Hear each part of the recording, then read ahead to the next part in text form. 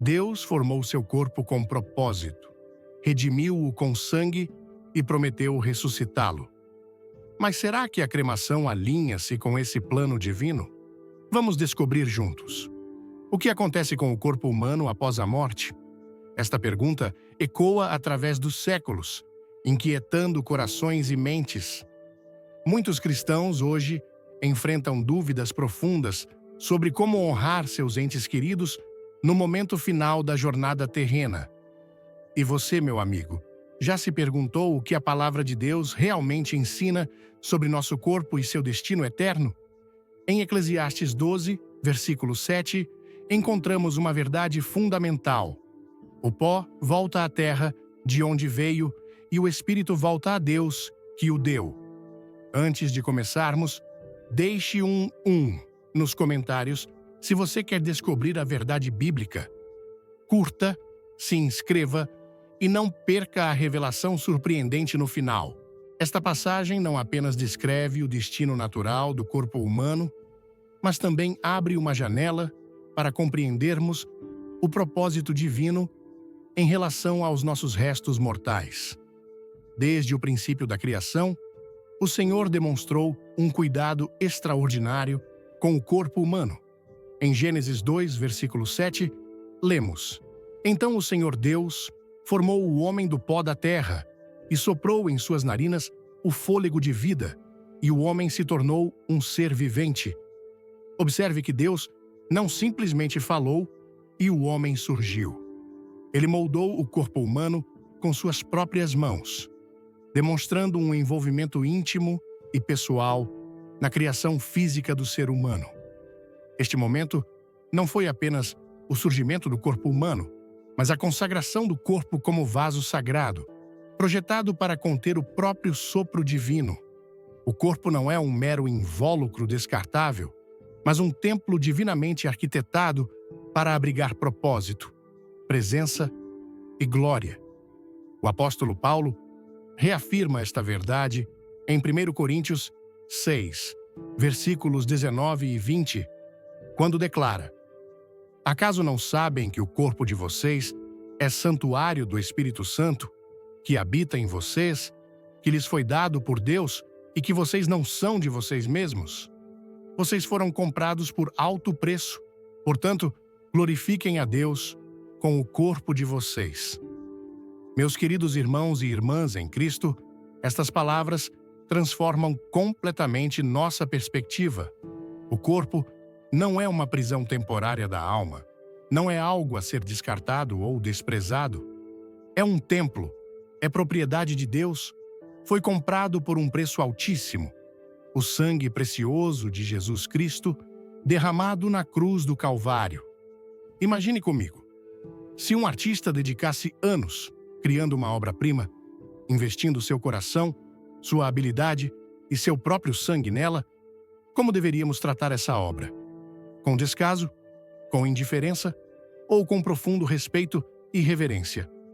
Nosso Criador formou cada célula do nosso corpo com propósito eterno. Lembro-me de um jovem que conheci durante uma cruzada em São Paulo.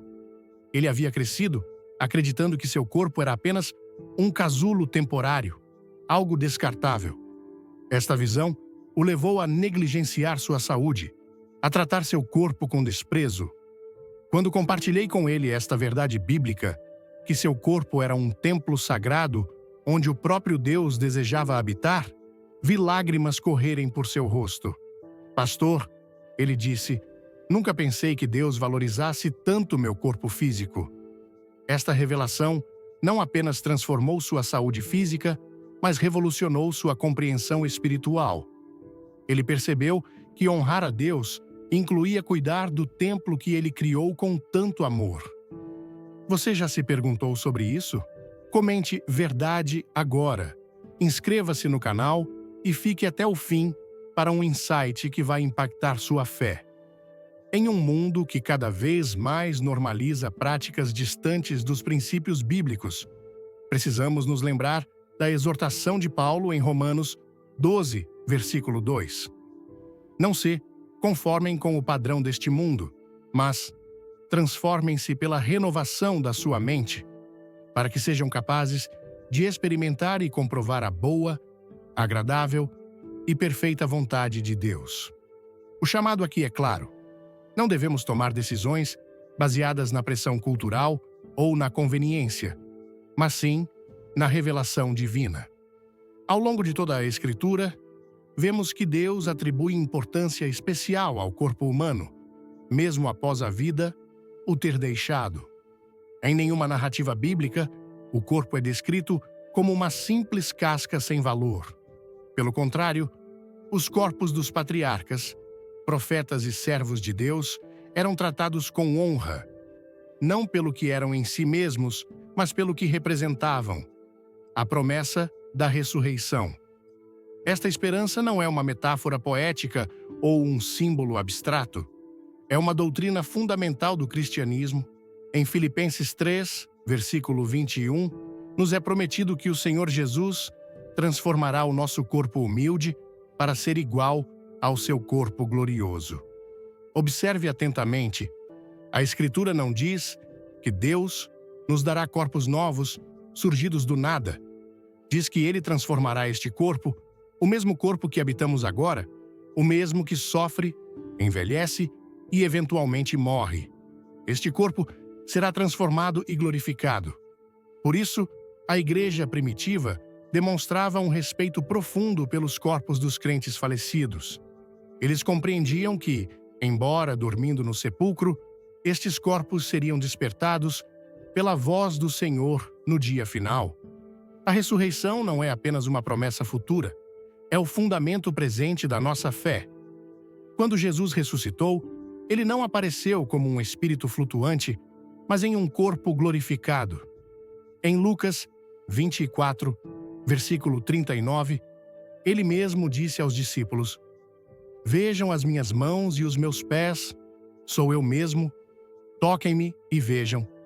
Um espírito não tem carne nem ossos, como vocês estão vendo que eu tenho."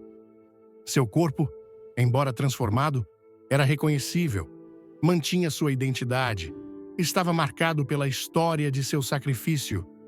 Isto nos ensina que o corpo não é uma prisão da alma, mas parte essencial da redenção. Paulo, escrevendo aos Coríntios, aprofunda esta verdade. Em 1 Coríntios 15, versículo 44, ele declara: "Semeia-se um corpo natural, ressuscita um corpo espiritual. O corpo que é semeado é perecível, ressuscita imperecível. É semeado em humilhação, ressuscita em glória. É semeado em fraqueza, ressuscita em poder." Aqui Paulo compara o corpo a uma semente. Ninguém despreza uma semente por sua aparência, pois sabe que ela carrega vida em seu interior. Da mesma forma, quando um crente morre e é sepultado, esse corpo é semeado com esperança, sabendo que Deus o levantará em poder.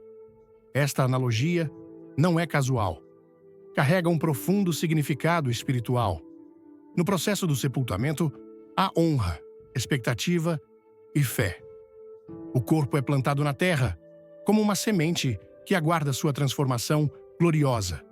Em contraste, quando o corpo é reduzido a cinzas, a imagem transmitida é diferente. Não é semeadura, é consumo. Não é espera por transformação, é eliminação. Não se trata de julgar ou condenar, mas de compreender a linguagem espiritual que nossas ações comunicam. Deus se comunica através de símbolos, de atos proféticos, de gestos que falam além das palavras.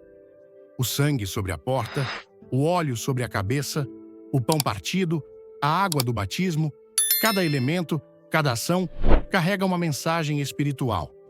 E se a maneira como tratamos um corpo após a morte também comunica algo no plano espiritual? E se esse ato é mais do que um procedimento funeral e se torna uma declaração sobre o que cremos acerca da ressurreição? Vamos mergulhar na palavra? Deixe um like, comente amém e se inscreva. Uma surpresa espiritual te espera no final do vídeo. O rei Davi, quando perdeu seu filho com Batseba, levantou-se do chão, lavou-se, ungiu-se e foi à casa de Deus adorar.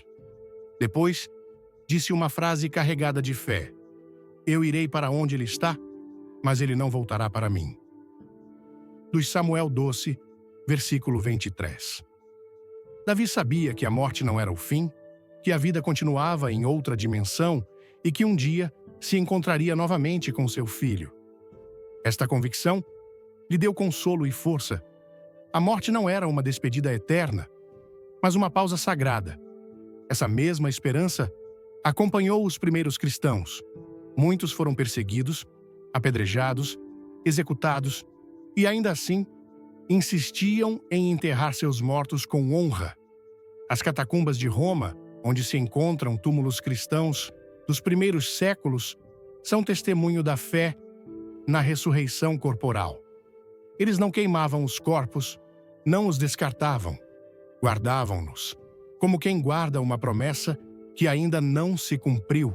Inclusive, o corpo de nosso Senhor Jesus Cristo foi tratado com extremo cuidado após sua crucificação. José de Arimateia o tomou, envolveu-o em um lençol limpo e o colocou em um sepulcro novo. Não havia necessidade prática de fazer isso. Jesus estava morto, mas o respeito por seu corpo falava de um entendimento profundo de sua identidade e da esperança que ainda ardia em seus corações. Eles não estavam simplesmente cumprindo um ritual funerário. Estavam semeando o Salvador com a ardente esperança de que ele voltaria a se levantar. E ele se levantou. A ressurreição de Cristo é a garantia da nossa. Em 1 Tessalonicenses 4, versículo 14, está escrito: se cremos que Jesus morreu e ressuscitou, cremos também que Deus trará, mediante Jesus e com ele, aqueles que nele dormiram. Esta afirmação liga a nossa ressurreição futura à de Cristo. Se ele ressuscitou em corpo, nós também ressuscitaremos. E, se esta é nossa esperança, não deveríamos tratar o corpo como algo que será redimido em vez de descartá-lo como se fosse lixo? Não se trata de impor regras ou condenar decisões passadas. Trata-se de elevar nossa consciência espiritual, de enxergar além do visível e compreender os mistérios que a Bíblia nos revela. O corpo humano foi dignificado por Deus na criação, habitado pelo Espírito na redenção e será glorificado na ressurreição. Essa linha não se interrompe com a morte. Pelo contrário, na morte, ela se sela com fé. Por isso, quando pensamos no destino final do corpo, devemos ir além de perguntar se é legal ou culturalmente aceitável. Devemos perguntar se é espiritualmente coerente com o que cremos. A cultura pode mudar, as leis podem se adaptar, mas a verdade de Deus permanece firme. E sua palavra nos convida a renovar nosso entendimento, a olhar com os olhos do Espírito e agir com reverência e fé. Hebreus 11 nos apresenta uma galeria de homens e mulheres que viveram pela fé e morreram crendo. Eles não receberam tudo o que lhes foi prometido, mas morreram saudando-o de longe. Sua fé era tão real que influenciava até mesmo como enfrentavam a morte. Abraão comprou uma sepultura para sua esposa Sara, sabendo que aquela caverna seria mais do que um lugar de descanso. Era um sinal da terra prometida, uma afirmação de que Deus cumpriria tudo o que havia dito. Da mesma forma, quando decidimos como será tratado nosso corpo ou o de nossos entes queridos, estamos fazendo mais do que tomar uma decisão prática. Estamos fazendo uma declaração de fé. Estamos dizendo: eu creio na ressurreição. Eu creio na redenção total. Eu creio que este corpo voltará a viver. E quando essa verdade se ancora no coração, a morte perde seu aguilhão. Porque sabemos que o que se semeia em fraqueza ressuscitará em glória. Porque cremos que aquele que ressuscitou Jesus dentre os mortos também vivificará nossos corpos mortais pelo poder do seu Espírito. Romanos 8, versículo 11. Porque compreendemos que nosso corpo, ainda em sua fragilidade, está marcado por um destino eterno. Quer saber o que Deus realmente diz? Comente se está pronto. Curta o vídeo, inscreva-se e não saia antes da reviravolta no final. No livro de Jó, encontramos uma das mais belas declarações de fé na ressurreição corporal. Em meio ao sofrimento inimaginável, Jó proclama: Eu sei que o meu Redentor vive e que, por fim, se levantará sobre a terra. E depois que o meu corpo estiver destruído e sem carne, verei a Deus. Eu mesmo o verei, os meus olhos o contemplarão e não outros, como anseia dentro de mim o meu coração. Jó 19, versículos 25 a 27. Observem, amados, que Jó não fala de uma experiência espiritual desencarnada. Ele fala de ver a Deus com seus próprios olhos, depois que seu corpo for restaurado. Esta é a esperança cristã em sua expressão mais clara e poderosa.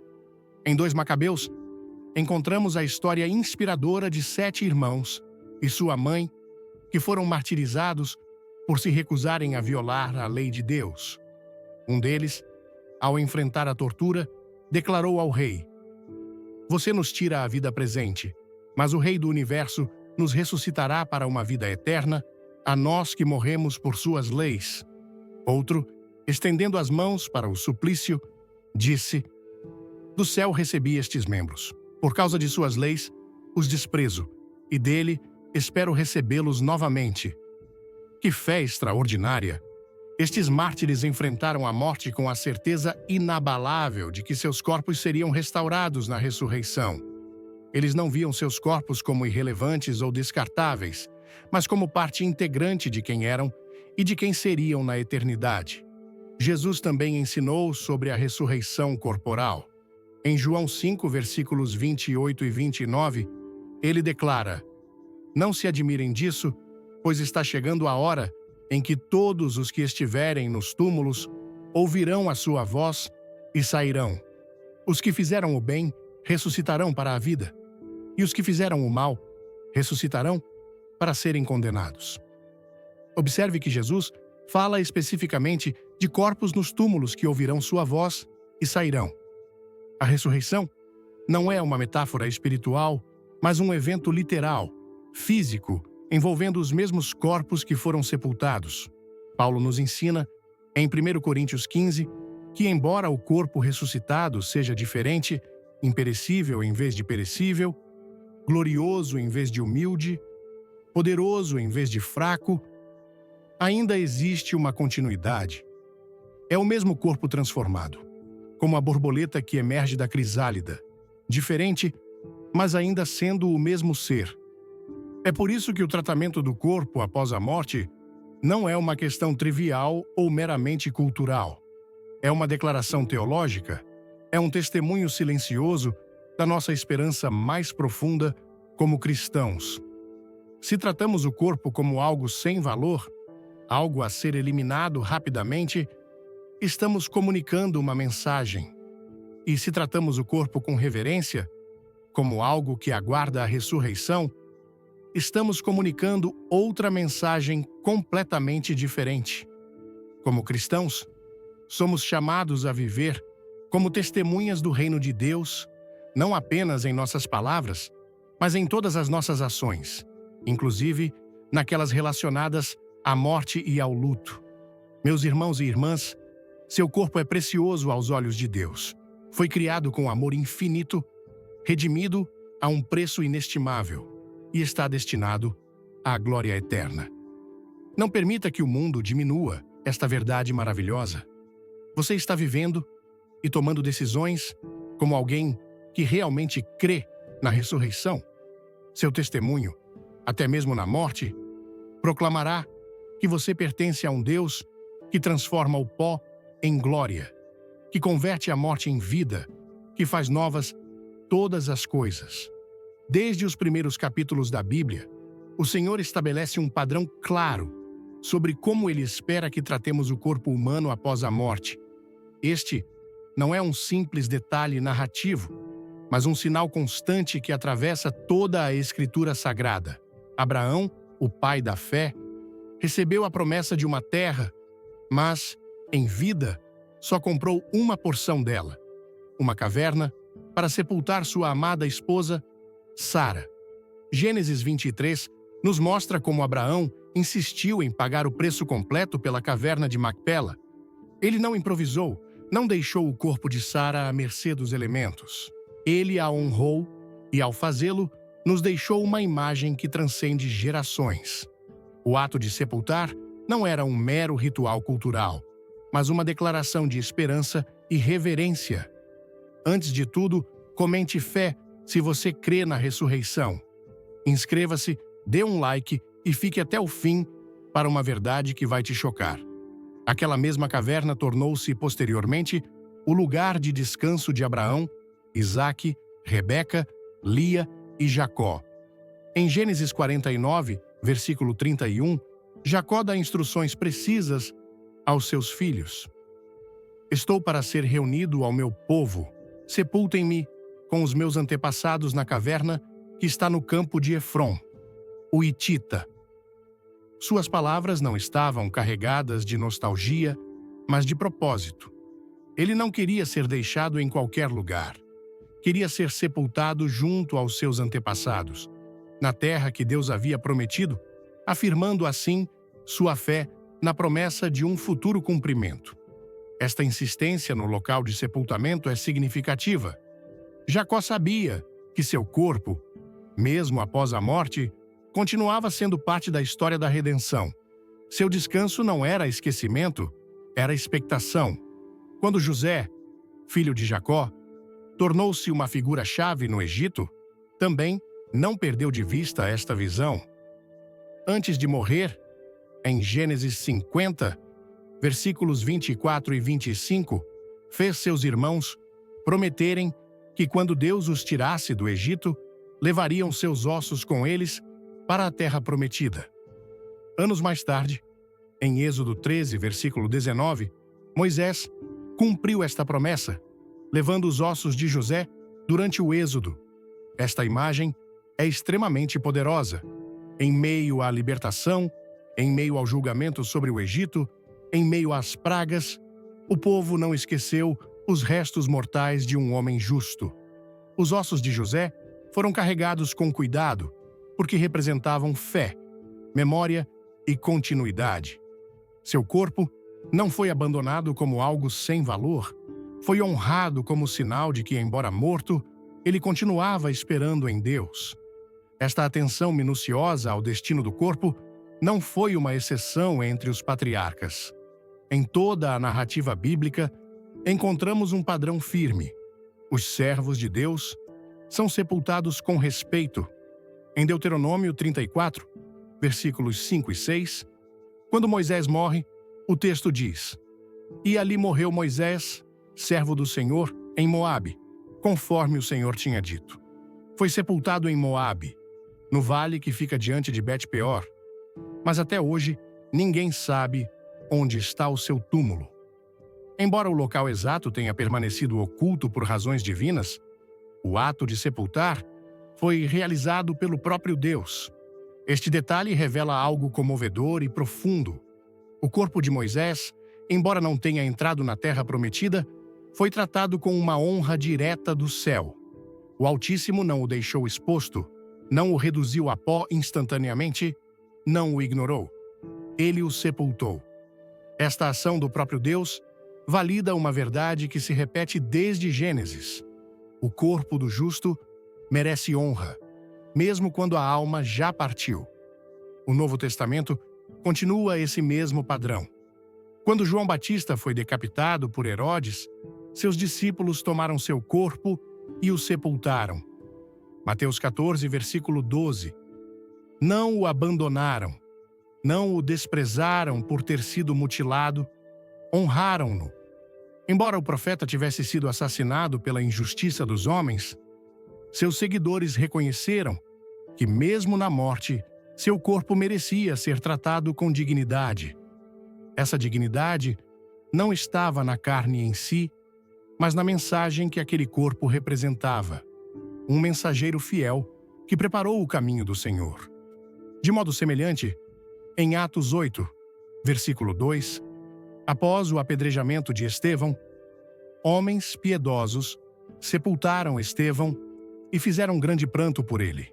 Não o deixaram no campo, não o queimaram para evitar problemas com as autoridades, recolheram seu corpo e o colocaram na terra, chorando sobre ele, demonstrando que, embora a vida tivesse saído de seu corpo, seu testemunho continuava vivo e seu corpo continuava sendo valioso diante de Deus e dos homens.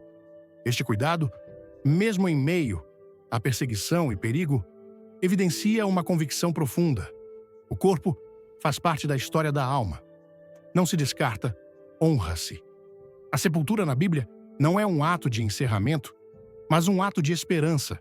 Não é o fim do corpo, mas sua espera. Em Daniel 12, versículo 2, o profeta declara: multidões que dormem no pó da terra acordarão, uns para a vida eterna, outros para a vergonha, para o desprezo eterno. A imagem de dormir no pó está diretamente ligada à sepultura, não à incineração ou dissolução. O corpo é visto como um adormecido, aguardando o momento em que será despertado. Esta linguagem não é simbólica, é profética, e nos leva a considerar quão profundamente a Escritura valoriza esse estado de repouso do corpo, esperando o dia do Senhor. O próprio Jesus, ao morrer, não foi abandonado. José de Arimateia, um homem rico e discípulo secreto de Jesus, pediu seu corpo a Pilatos, envolveu-o em um lençol limpo e o colocou em um sepulcro novo. Mateus 27, versículos 57 a 60. O Filho de Deus, embora soubesse que ressuscitaria ao terceiro dia, foi tratado com máxima reverência na morte. Seu corpo não foi queimado, não foi lançado em uma vala comum, foi colocado em um túmulo, com óleos, com especiarias, com cuidado. Isso não foi simplesmente um costume judaico, foi uma ação com significado eterno, porque o corpo de Jesus, mesmo na morte, era portador de glória futura. Seu sepultamento foi parte da profecia, parte da promessa e parte do testemunho. Em 1 Coríntios 15, versículos 3 e 4, Paulo inclui o sepultamento de Jesus como um componente essencial do Evangelho. Cristo morreu pelos nossos pecados, segundo as Escrituras, foi sepultado e ressuscitou ao terceiro dia, segundo as Escrituras. Ele não diz simplesmente que Jesus morreu e ressuscitou. Destaca o sepultamento como uma parte-chave, porque a morte de Jesus não foi uma transição vazia, foi uma entrega completa, incluindo o corpo. Seu corpo foi semeado em honra e ressuscitou em glória. E esse padrão continua válido para todos os que creem nele. Ao longo da história bíblica, vemos como Deus não se ocupa apenas da alma, mas também do corpo. Em 2 Reis 13, versículo 21, um cadáver é jogado no túmulo do profeta Eliseu. Ao tocar os ossos do profeta, o morto ressuscita. Esta passagem, embora extraordinária, revela uma verdade subjacente. O corpo de um servo de Deus não é um objeto morto sem poder, é portador da unção, mesmo após a morte. O corpo não se torna lixo espiritual. Em certos casos, permanece como testemunho vivo da presença de Deus. Até mesmo no Apocalipse, no fim dos tempos, a visão inclui os mortos ressuscitando. Em Apocalipse 20, versículo 13, lemos: o mar entregou os mortos que nele havia, e a morte e o Hades entregaram os mortos que neles havia, e cada um foi julgado de acordo com o que tinha feito. Esta imagem antecipa um momento em que cada corpo, independentemente de seu estado, será trazido de volta à vida. Mas a Escritura jamais incentiva a destruição voluntária do corpo como uma opção preferencial. A cremação, como ato de consumo imediato, não aparece nas Escrituras como uma prática associada à esperança ou à honra. Em contraste, o sepultamento repetidas vezes está associado à fé, redenção e propósito eterno. A importância deste padrão não pode ser ignorada. Não estamos simplesmente observando práticas antigas. Estamos reconhecendo um desígnio divino que atravessa gerações. Os homens e mulheres de fé não viam o corpo como uma prisão ou um estorbo. Viam-no como parte de seu chamado, como algo que, embora sujeito à deterioração, seria glorificado. Em Romanos 8, versículo 23, Paulo diz: não só isso, mas nós mesmos, que temos os primeiros frutos do Espírito, gememos interiormente, esperando ansiosamente nossa adoção como filhos, a redenção do nosso corpo. Paulo não espera apenas a redenção da alma, espera também a do corpo. Essa esperança exige um trato reverente com aquilo que será transformado. O Evangelho não é apenas uma mensagem de salvação espiritual, é uma promessa de restauração total que inclui a mente, a alma e o corpo. Deus não descarta o que Ele mesmo criou, redimiu e prometeu glorificar.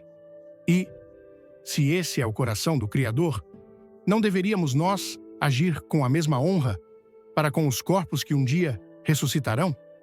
Este padrão de sepultamento na Bíblia não pode ser visto como um simples detalhe cultural. É um reflexo da fé que professamos.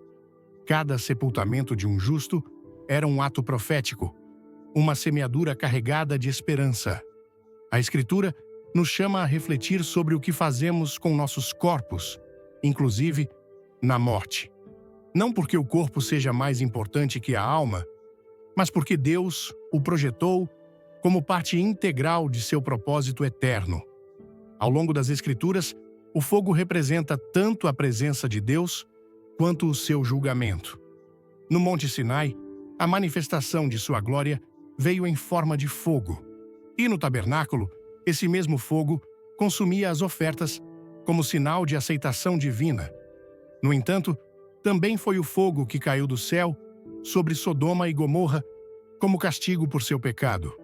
A diferença não estava no elemento, mas no contexto. O fogo podia ser consagrador ou destruidor. E essa distinção é fundamental quando analisamos o uso do fogo em práticas funerárias, especialmente na cremação. Nas culturas pagãs do Antigo Testamento, a cremação não era uma prática neutra.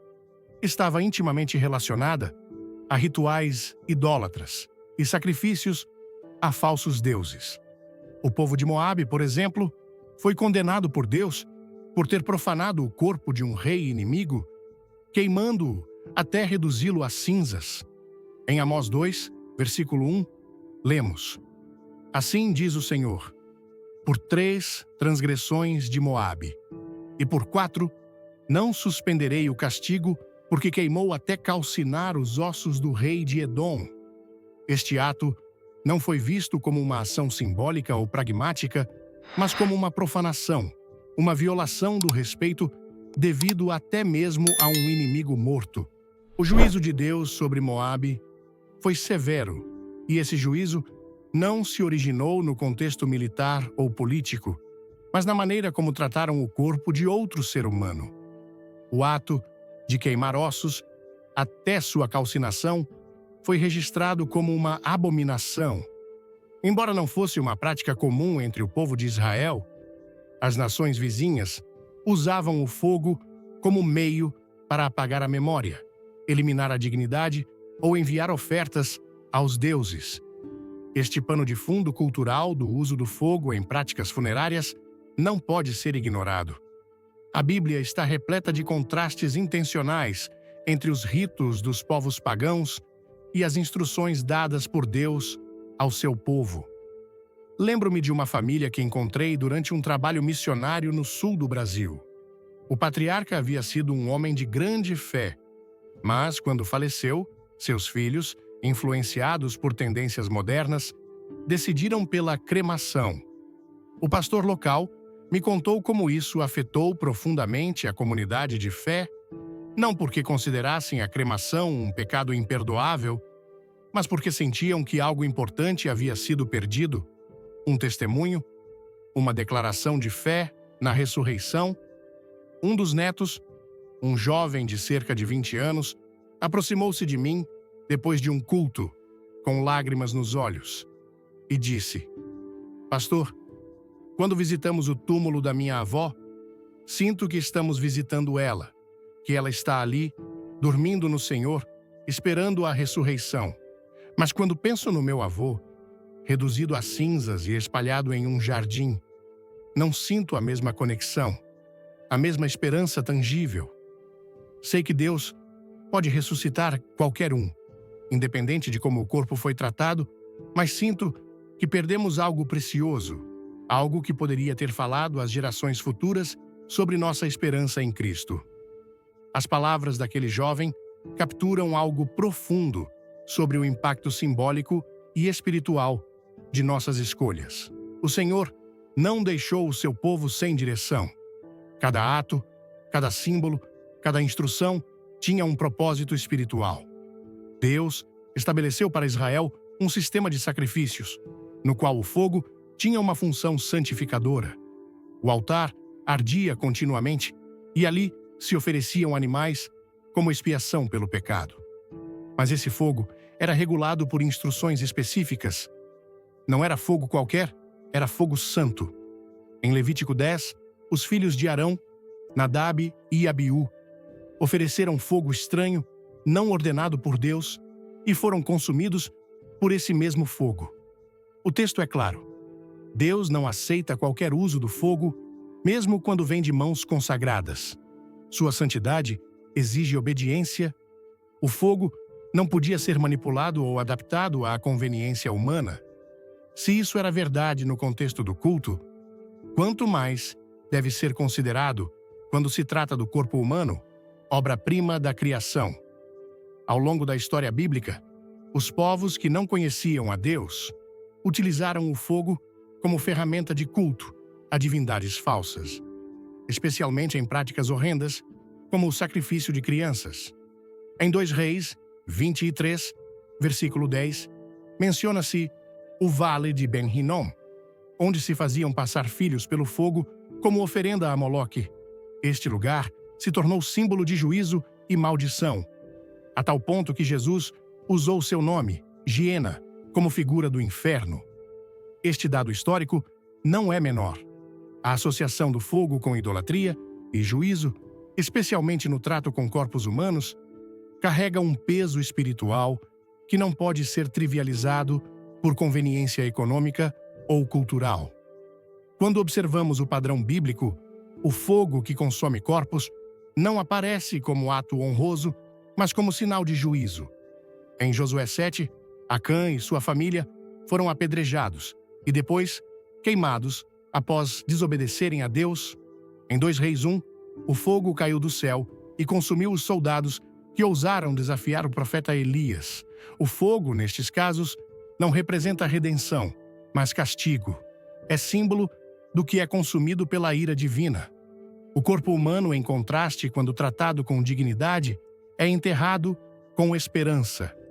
O sepultamento sempre aparece ligado ao descanso, à promessa, à espera. A queima aparece ligada ao juízo, à destruição, à separação definitiva.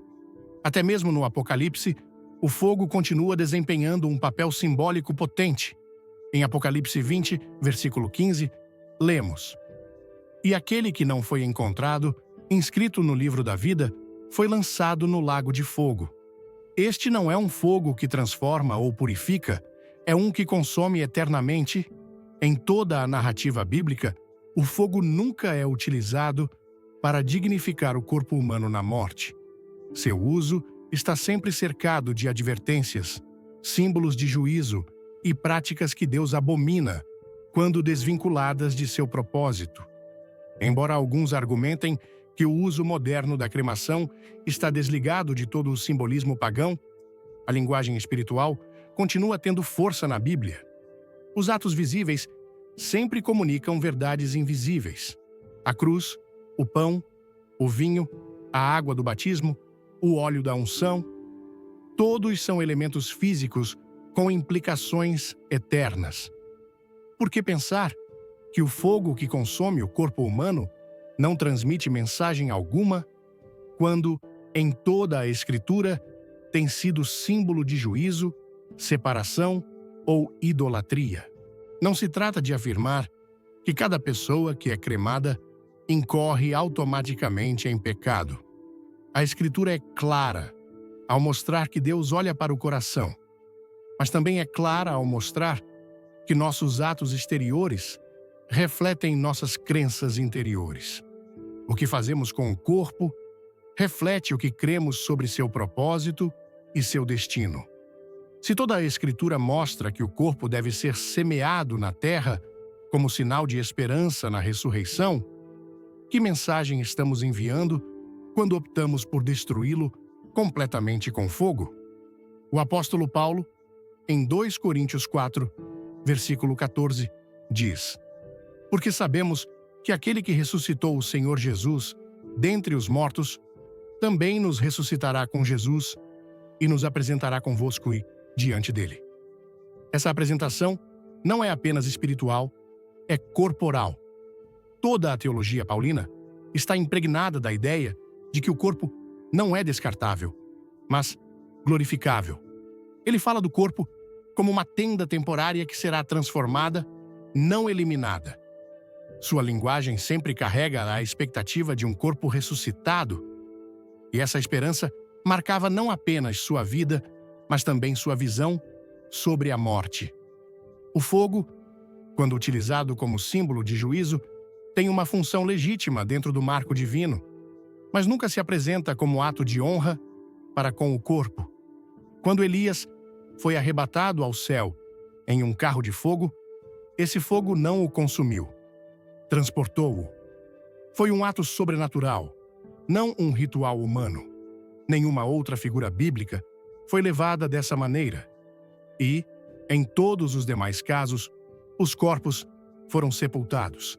Este padrão não pode ser descartado como anedótico, é um sinal firme de qual era o desígnio de Deus em relação ao corpo. No Antigo Testamento, mesmo quando Deus exercia juízo sobre cidades inteiras, o ato de consumir com fogo era reservado para o castigo. A destruição de Sodoma e Gomorra, com fogo e enxofre do céu, em Gênesis 19, foi um juízo divino por sua corrupção. E essa imagem se torna referência constante ao longo da Bíblia, como exemplo do que significa apartar-se do desígnio de Deus. Em Judas, versículo 7, lemos: Sodoma e Gomorra e as cidades em redor, que do mesmo modo que aqueles se prostituíram e foram atrás de prazeres contra a natureza, são postas como exemplo, sofrendo o castigo do fogo eterno. Mais uma vez, o fogo atua como agente de juízo, não como instrumento de honra. Deus, através das instruções dadas a seu povo, mostrou que a vida humana devia ser tratada com respeito absoluto, mesmo após a morte. Em Números 19, os que tocavam um cadáver eram considerados impuros por 7 dias. Este detalhe indica que, mesmo sem vida, o corpo continuava tendo uma carga espiritual séria. Não era um objeto sem importância. O cuidado com o qual devia ser tratado, a purificação necessária após tocá-lo. Tudo falava de uma visão do corpo como algo que permanece sob a sombra do sagrado, mesmo quando a alma já partiu. Em Jeremias 31, versículo 40, Deus promete que até mesmo o vale onde se jogavam os corpos será santificado. Todo o vale dos cadáveres e das cinzas, e todos os campos até o ribeiro de Cedrom, até a esquina da porta dos cavalos para o oriente, serão santos ao Senhor. Nunca mais serão arrancados nem destruídos. Esta profecia aponta para a restauração final, na qual até mesmo os lugares mais marcados pela morte e pelo juízo serão redimidos. No entanto, a linguagem aqui mostra o contraste entre os corpos que foram queimados e espalhados como cinza e o desejo de Deus de redimir e restaurar o que foi profanado. Cada vez que o fogo aparece como ato deliberado sobre um corpo humano na Bíblia, o contexto é negativo. A morte por fogo era reservada para castigos extremos. Em Levítico 20, versículo 14, e Levítico 21, versículo 9, ordena-se que certas transgressões sejam punidas com fogo. Incluso no tempo do profeta Jeremias, quando alguns reis praticavam a cremação como forma de honra, Deus condenou tais atos. Em Jeremias 34, versículo 5, mostra-se como o Senhor permitiu que um rei morresse em paz e que fossem queimados aromas por ele. Mas o contexto indica que esse costume era tomado de outras nações e não tinha aprovação divina explícita. Quando todo o peso simbólico do fogo é observado em seu contexto bíblico, não pode ser tratado como uma decisão neutra. O uso do fogo sobre o corpo tem implicações teológicas profundas. A linguagem da palavra de Deus está carregada de simbolismo que não deve ser tratado com leviandade. Se o corpo é templo, se será ressuscitado, se foi comprado com sangue, então, cada ato relacionado a ele deve ser guiado por reverência e discernimento espiritual. O fogo, quando aplicado ao corpo humano após a morte, não comunica vida, não proclama esperança, não fala de ressurreição, comunica juízo, separação, profanação.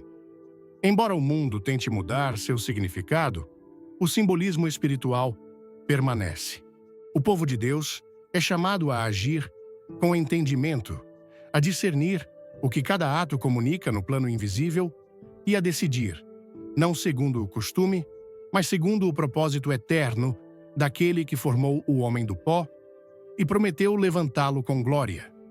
Desde o princípio, Deus definiu com clareza o destino natural do corpo humano. Em Gênesis 3, versículo 19, lemos: "Com o suor do seu rosto, você comerá o seu pão, até que volte à terra, visto que dela foi tirado, porque você é pó, e ao pó voltará." Esta declaração não foi um castigo sem propósito, mas uma delimitação divina sobre a ordem da vida e da morte. Voltar ao pó não é uma tragédia, nem uma desonra. É parte do desígnio original. É a linguagem que Deus usa para mostrar que, embora o corpo seja temporal, sua trajetória está profundamente conectada ao propósito eterno. E essa conexão, longe de anular seu valor, o santifica. O pó não significa esquecimento. O pó é o estágio onde o que foi semeado espera ser levantado com poder. A Bíblia não utiliza esta linguagem como metáfora poética, mas como afirmação literal do destino corporal. O corpo, ao morrer, não fica suspenso em ambiguidade. Retorna à terra de onde foi formado. Este retorno ao pó não é caos, é ordem, é obediência ao ciclo divino estabelecido desde o princípio. Quando Salomão, em sua sabedoria, escreveu: "O pó volte à terra, como era, e o espírito volte a Deus, que o deu", Eclesiastes 12, versículo 7. Estava resumindo a dinâmica perfeita entre o físico e o espiritual. O terreno retorna à sua origem, o eterno ascende à sua fonte. Este processo natural não necessita de intervenção violenta, não requer fogo que destrua, mas tempo que transforme. A terra recebe e guarda o pó. Não é o fim, é a preparação para o glorioso princípio que virá.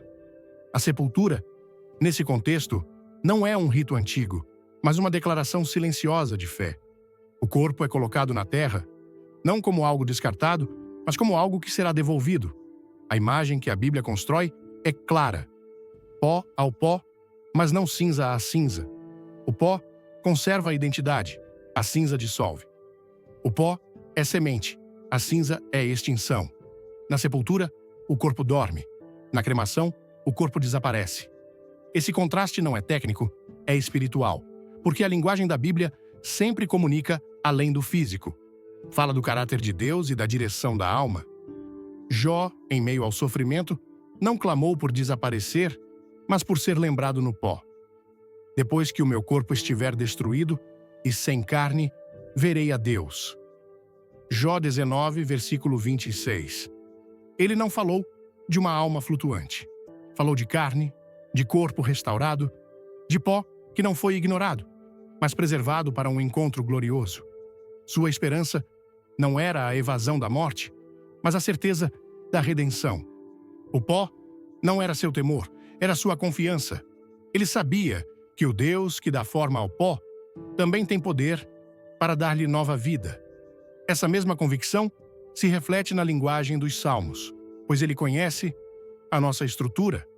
Lembra-se de que somos pó. Salmo 103, versículo 14. Deus não despreza a fragilidade. Ele a recorda, a honra, a transforma. Nunca encontramos na Escritura uma exortação para eliminar o corpo a fim de acelerar um processo espiritual. Nunca se nos diz que para sermos libertados devemos nos reduzir a nada. Ao contrário, somos animados a descansar, a dormir, a esperar. O pó não é destino de derrota, é lugar de espera para a vitória. O apóstolo Paulo, escrevendo aos Coríntios, descreve a morte como semeadura. Não é um encerramento, é uma transição. O que você semeia não nasce, a não ser que morra. Primeira Epístola aos Coríntios, capítulo 15, versículo 36. E acrescenta: semeia-se corpo natural, ressuscita corpo espiritual. 1 Coríntios 15, versículo 44. A linguagem é direta: semeadura, corpo, terra, esperança. Não há rastro de eliminação. Não há lugar para a destruição. A morte não apaga. A morte semeia. E o que se semeia deve ter substância. O corpo não pode ser tratado como algo sem propósito. O pó fala de transformação. A cinza, em contraste, fala de terminação. Quando Deus estabeleceu sua relação com o ser humano, escolheu formar o homem do pó. Não escolheu fogo para criar. Escolheu terra. Moldou com paciência. Soprou com intenção. E quando o homem morre, volta a esse ponto de origem. O desígnio de Deus é cíclico, coerente, completo. Nenhum elemento está fora de ordem. O retorno ao pó é um retorno ao desígnio, não um sinal de esquecimento.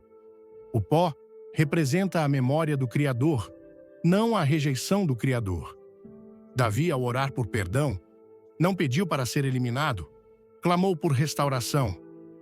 Não me lances fora da tua presença, nem retires de mim o teu Santo Espírito. Salmo 51, versículo 11. Seu clamor reconhece que Deus não descarta o que Ele mesmo formou. Embora o pecado nos corrompa, o corpo não perde seu valor. Embora a morte chegue, o pó continua sendo parte do plano. Em nenhum momento somos instruídos a tomar o controle do processo final. Em nenhuma passagem se sugere que o corpo deve ser convertido em nada para ser entregue a Deus. Deus não precisa de nossas mãos para completar o que Ele mesmo projetou. A natureza tem seu tempo, e esse tempo deve ser respeitado. O próprio Jesus, ao entregar seu espírito, não desintegrou seu corpo. Confiou-o, não ao fogo, mas ao sepulcro. E ao terceiro dia, esse mesmo corpo foi levantado, transformado, glorioso, mas ainda reconhecível. Seus discípulos tocaram suas mãos, viram suas feridas. Não foi um espírito novo, foi um corpo restaurado. E esse padrão se estabelece como a esperança de todo crente. A ressurreição não parte do nada, parte do que foi semeado, não parte do extinto, parte do transformado.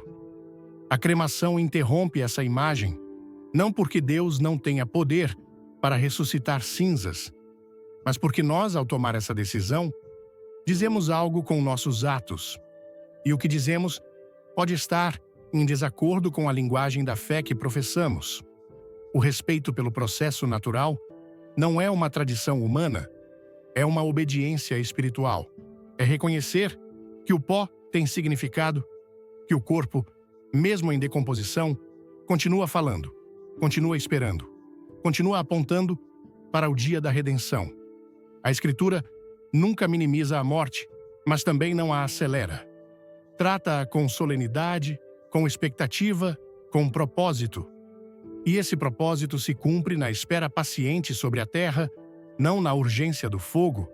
Lembro-me de um casal que perdeu seu filho em um acidente trágico. Na dor dilacerante daquele momento, pensaram em optar pela cremação. buscando encerrar rapidamente o sofrimento.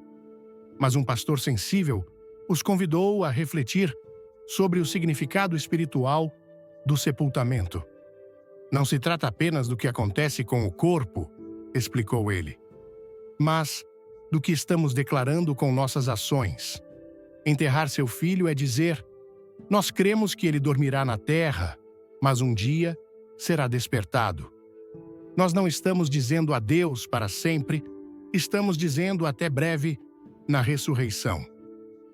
Aquele conselho, dado com amor e sabedoria, mudou completamente a perspectiva da família. O funeral, embora doloroso, tornou-se uma poderosa declaração de esperança.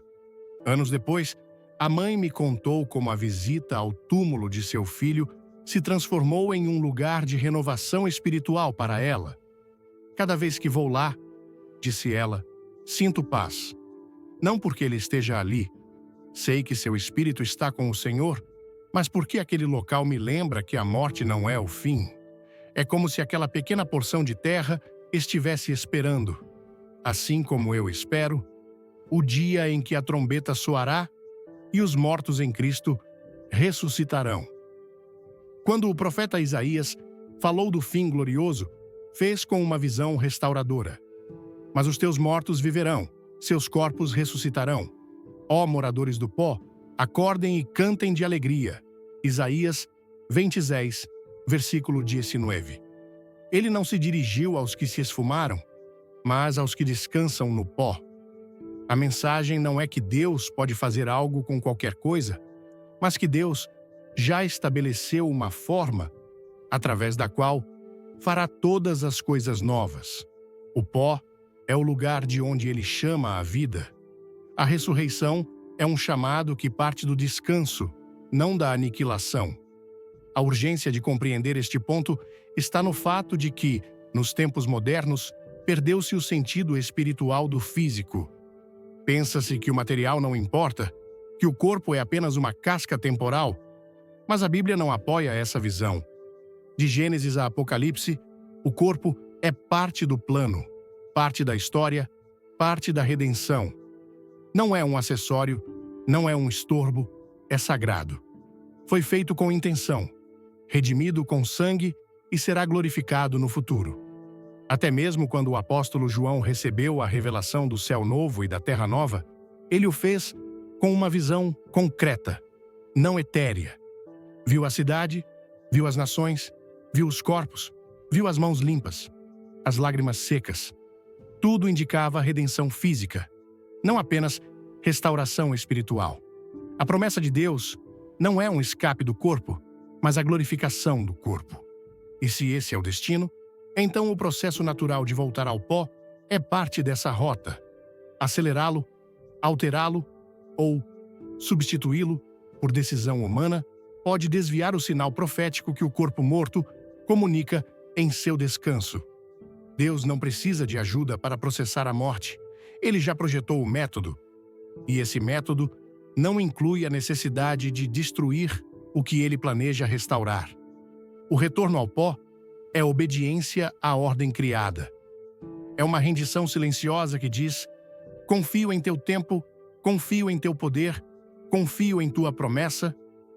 E essa rendição não se expressa com palavras, expressa-se com decisões.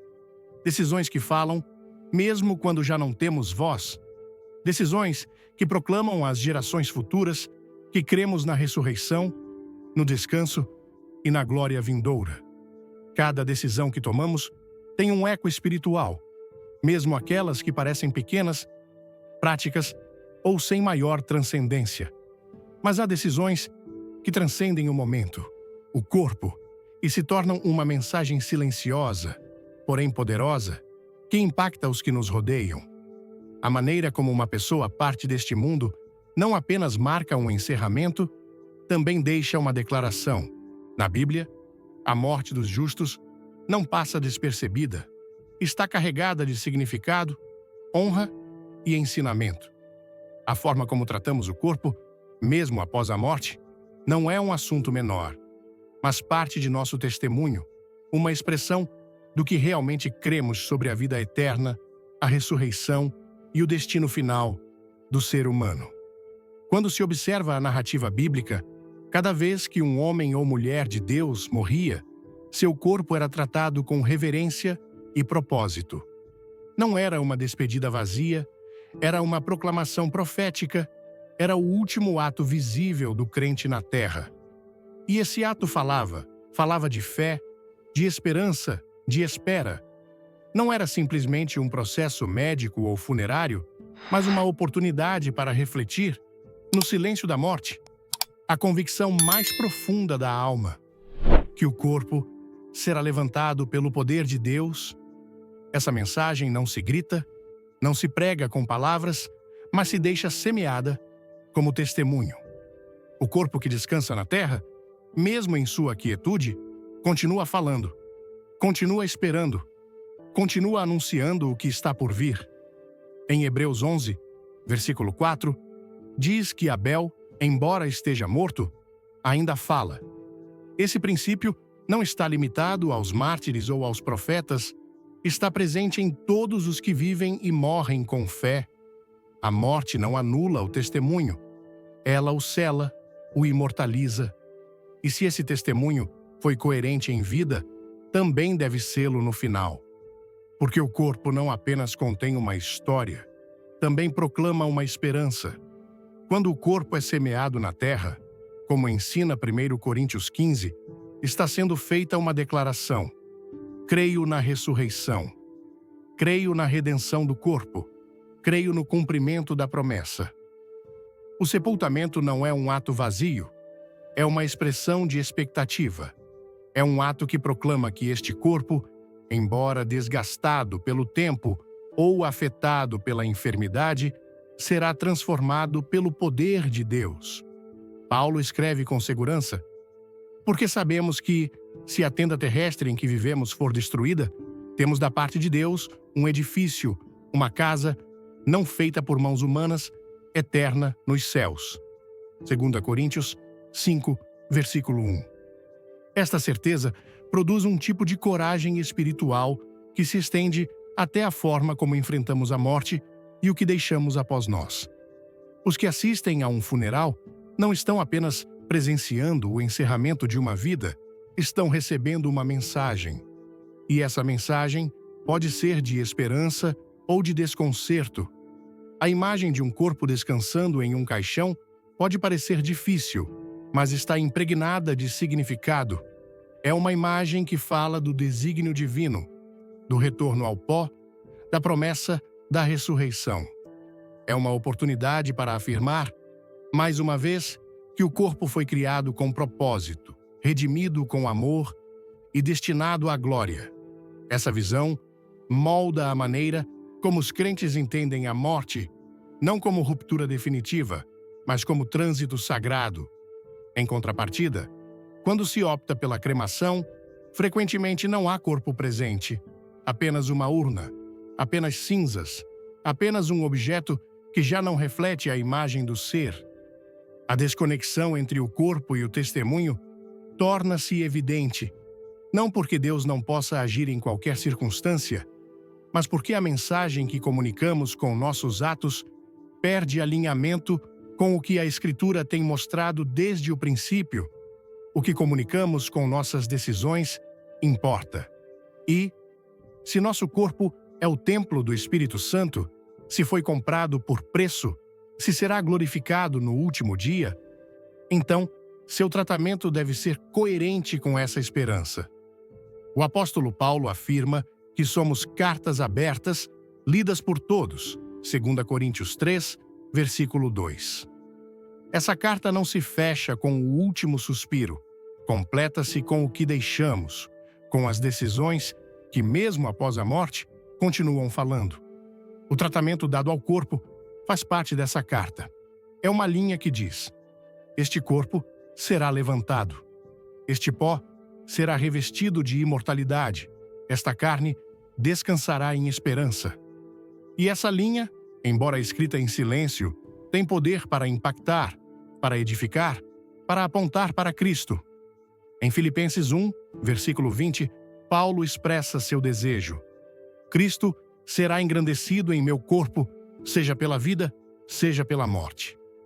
Ele entendia que o corpo era uma ferramenta de testemunho, não apenas na ação, mas também na ausência. O corpo podia glorificar a Deus, mesmo ao ser entregue. E essa glorificação não terminava com seu uso ativo, mas continuava em seu repouso. A morte não era a derrota do corpo, mas a antessala de sua transformação. Por isso, a entrega do corpo devia ser feita com reverência, com expectativa, com uma mensagem espiritual clara. O funeral de um crente não é uma cerimônia vazia, é um ato espiritual que honra o que Deus fez e proclama o que Deus fará. A presença do corpo não apenas permite o fechamento emocional, mas também se torna uma declaração escatológica. Este corpo será levantado.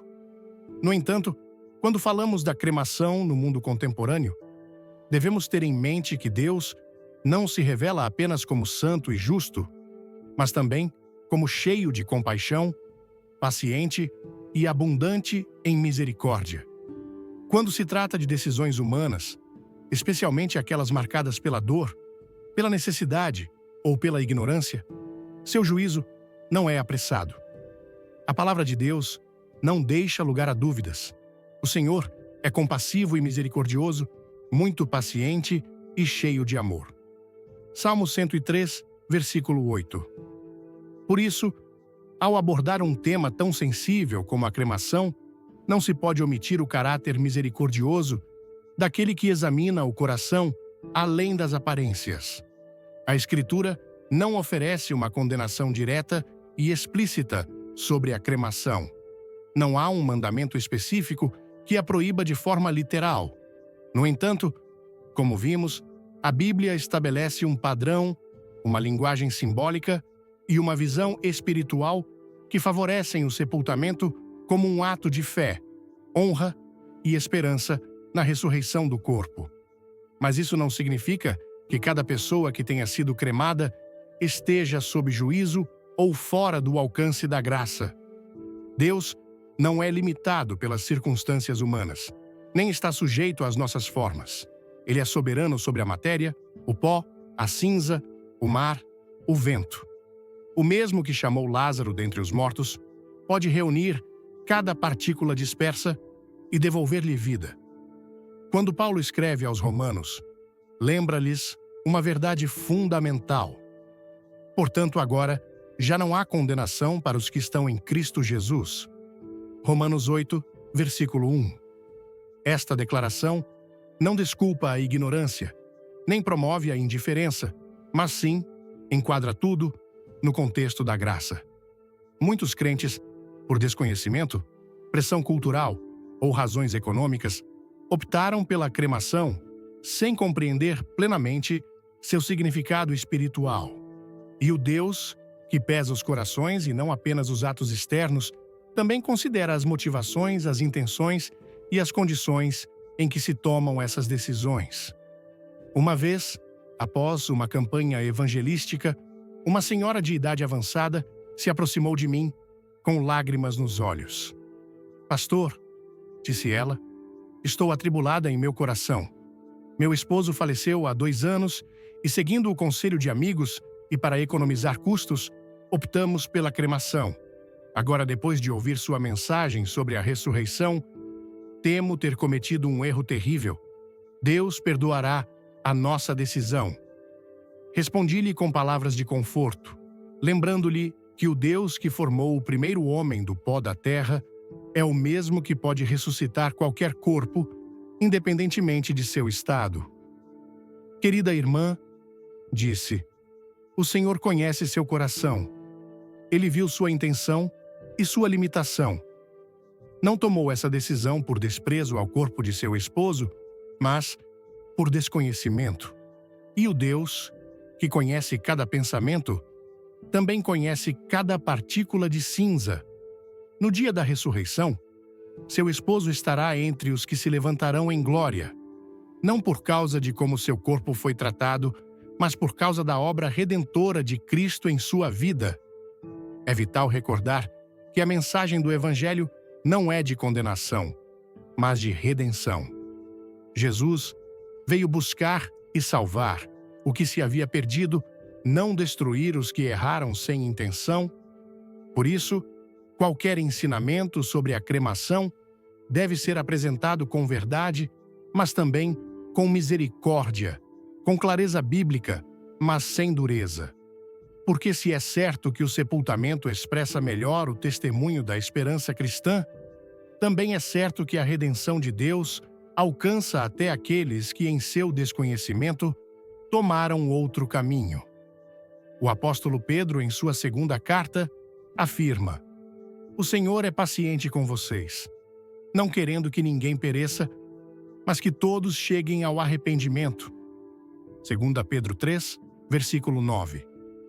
Essa paciência divina se manifesta também em temas como este, onde muitas decisões foram tomadas em meio à dor, à confusão ou à urgência. Deus não age com legalismo. Ele vê o todo, vê o momento, vê a ferida, vê a fé, ainda que imperfeita, e responde com compaixão, sem anular a verdade. No entanto, conhecer esta misericórdia não deve se converter em desculpa para a indiferença. A graça de Deus não cancela a nossa responsabilidade de buscar entendimento espiritual e tomar decisões alinhadas com Sua palavra.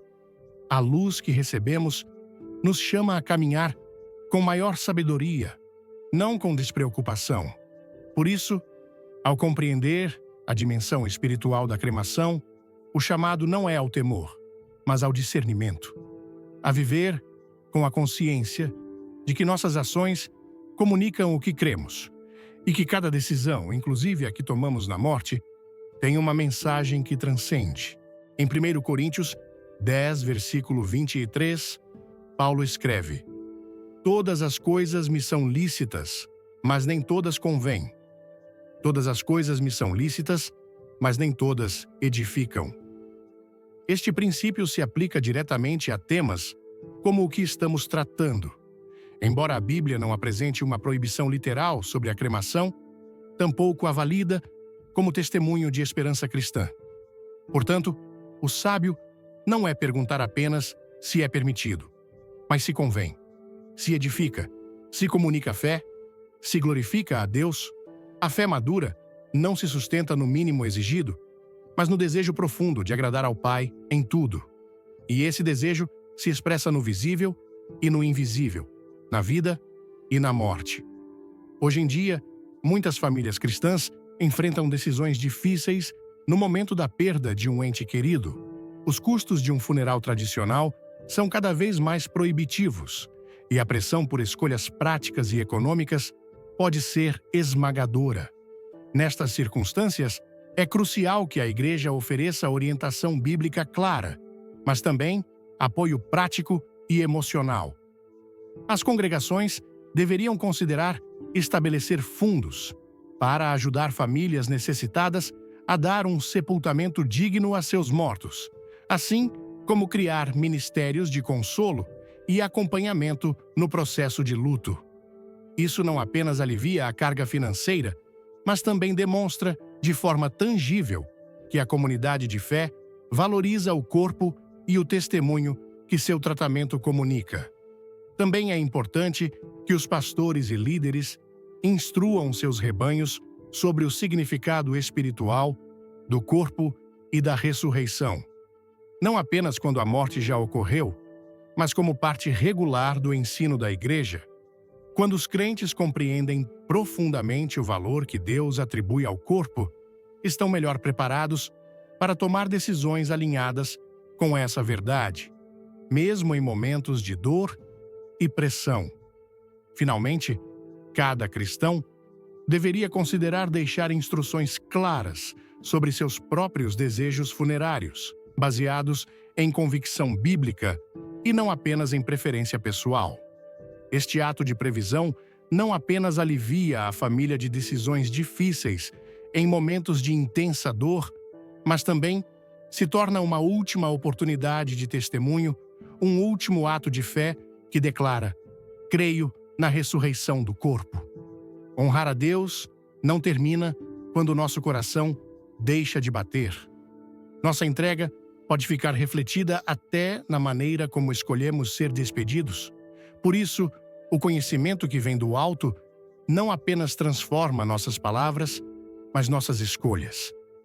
Leva-nos a viver e morrer como testemunhas do reino, deixando claro que nossa esperança não está neste mundo, mas na promessa do céu. Amados, a morte não é o encerramento de uma história, mas a antessala de uma glória. O que hoje decidimos em silêncio pode se tornar, amanhã, uma voz profética que transcende gerações. Nosso corpo, mesmo em seu descanso, pode apontar o caminho para a eternidade. Deus nos chama a viver com propósito e a partir com significado. Escolher com entendimento é semear com visão. A eternidade observa cada ato que nasce da fé. Que até mesmo nossa despedida proclame que fomos feitos para ressuscitar. Que o último ato sobre esta terra fale com o poder do reino que nunca termina. O apóstolo Paulo, com aquela convicção inabalável que só vem da intimidade com Cristo, declarou: "Combati o bom combate, terminei a corrida, guardei a fé. Agora me está reservada a coroa da justiça, que o Senhor, justo juiz, me dará naquele dia, e não somente a mim, mas também a todos os que amam a sua vinda." 2 Timóteo 4, versículos 7 e 8. Que possamos viver de tal maneira que, ao chegarmos ao fim de nossa jornada terrena, possamos olhar para trás sem arrependimento e para a frente com expectativa. E que o testemunho de nossa vida continue falando, mesmo quando nossa voz estiver silenciada, apontando sempre para aquele que venceu a morte e nos deu a vida eterna. Como cristãos, somos chamados a viver, não apenas para o momento, mas para a eternidade. Cada decisão que tomamos, desde as mais simples até as mais complexas, comunica algo sobre o que realmente cremos. Que nosso testemunho seja coerente, desde o primeiro suspiro até o último e além. Que nosso corpo, até mesmo em seu descanso final, proclame a glória daquele que nos criou, nos redimiu e um dia nos ressuscitará para a vida eterna. Para isso fomos criados, para isso fomos redimidos, para isso somos chamados a glorificar a Deus em nosso corpo e em nosso espírito, os quais pertencem a Deus. A mensagem sobre a verdade bíblica a respeito do destino do corpo humano após a morte, conforme revelada nas Escrituras, tocou profundamente meu coração e transformou minha perspectiva sobre como devemos viver e honrar a Deus mesmo na morte. Ao refletir sobre o texto, percebo que o corpo humano não é apenas uma casca temporária, mas um templo sagrado, criado com propósito divino, redimido pelo sangue de Cristo e destinado à glória eterna. Cada versículo citado, desde Gênesis 3, 21, que nos lembra que ao pó voltaremos, até 1 Coríntios 15, 44, que compara o corpo a uma semente plantada para a ressurreição, reforça a ideia de que nossas escolhas, mesmo as relacionadas à morte, têm um peso espiritual. No contexto brasileiro, onde a cultura muitas vezes mistura práticas modernas com tradições espirituais, essa mensagem ressoa como um convite à reflexão profunda. Vivemos em um país vibrante, cheio de fé, mas também influenciado por tendências globais que podem nos afastar dos princípios bíblicos. A cremação, por exemplo, tornou-se uma prática comum por razões econômicas ou culturais. Mas o texto nos desafia a considerar o que nossas ações comunicam sobre nossa esperança na ressurreição. Para mim, isso trouxe um chamado à responsabilidade. Como posso viver de forma a glorificar a Deus em meu corpo, seja na vida ou na morte? A história de Jó, que em meio ao sofrimento, declarou com fé que veria a Deus, com seus próprios olhos, após a restauração de seu corpo, Jó 19, 25 a 27, me inspirou a enxergar além das circunstâncias. No Brasil, onde enfrentamos desafios como desigualdade, violência e crises econômicas, essa esperança na ressurreição corporal nos dá força para perseverar. Aprendi que o corpo, mesmo em sua fragilidade, é um testemunho vivo do cuidado de Deus. Ele não nos criou para sermos descartados, mas para sermos transformados. Isso me leva a valorizar mais minha saúde física e espiritual, cuidando do meu corpo como um presente divino, não apenas por estética ou vaidade, mas por reverência ao Criador. A exortação de Paulo em Romanos 12:2, para não nos conformarmos com o padrão deste mundo, é especialmente relevante em nossa cultura brasileira, onde a pressão social, muitas vezes, nos leva a seguir modismos sem questionar. Quantas vezes, em festas, reuniões familiares ou até em decisões difíceis, como as de um funeral, optamos pelo que é conveniente em vez do que reflete nossa fé? Este texto me desafia a renovar minha mente, buscando decisões que honrem a Deus, mesmo quando contrariam a norma cultural. A imagem do sepultamento como uma semeadura, descrita em 1 Coríntios 15, é particularmente poderosa. No Brasil, onde os cemitérios muitas vezes são lugares de memória e reflexão, essa analogia ressoa com nossa tradição de honrar os mortos com respeito. Visitar o túmulo de um ente querido, como a mãe mencionada no texto que encontrava paz ao lembrar da esperança da ressurreição, é uma prática comum em nossa cultura. Isso me ensinou que o sepultamento não é apenas um ritual, mas um ato de fé, uma declaração de que cremos na promessa de Deus de restaurar o que foi semeado. Aplicando isso à minha vida, percebo a importância de planejar com antecedência, deixando instruções claras para minha família sobre como desejo que meu corpo seja tratado após a morte. Não se trata de impor regras, mas de testemunhar minha fé na ressurreição, mesmo no último ato terreno. Outro aprendizado é a compaixão de Deus, destacada em Salmo 103, 8. No Brasil, onde muitas famílias enfrentam dificuldades financeiras para custear funerais tradicionais, a escolha pela cremação pode ser motivada por necessidade, não por descaso. Isso me lembra que, enquanto buscamos alinhar nossas ações com a vontade de Deus, também devemos exercer misericórdia com os outros, como Ele faz conosco. Em nossa cultura calorosa e comunitária, a Igreja tem um papel crucial em apoiar famílias enlutadas, talvez criando fundos para ajudar com custos funerários, como sugerido no texto. Isso me inspira a ser mais ativo em minha comunidade, contribuindo para iniciativas que reflitam o amor e a solidariedade cristã. Por fim, o texto me desafia a viver cada dia com a consciência de que sou uma carta aberta, lida por todos. 2 Coríntios 3:2. No Brasil, onde a fé cristã é expressa com paixão em cultos, músicas e celebrações, nossas ações diárias devem refletir essa mesma convicção. Cada escolha, desde cuidar do meu corpo até planejar meu legado, é uma oportunidade de glorificar a Deus. A mensagem de Billy Graham me ensinou que a morte não é o fim, mas uma transição sagrada, e que até nosso último ato pode proclamar a esperança da ressurreição.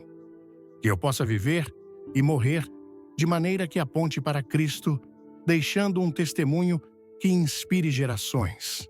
Amados, esta verdade pode transformar sua vida e sua fé. Se este vídeo tocou seu coração, deixe um like, compartilhe com quem precisa ouvir essa mensagem e inscreva-se no canal para mais conteúdos que edificam. Comente, creio na ressurreição, e fique até o final para uma revelação que vai fortalecer ainda mais sua esperança em Cristo. Vamos juntos proclamar que nosso Deus faz novas todas as coisas.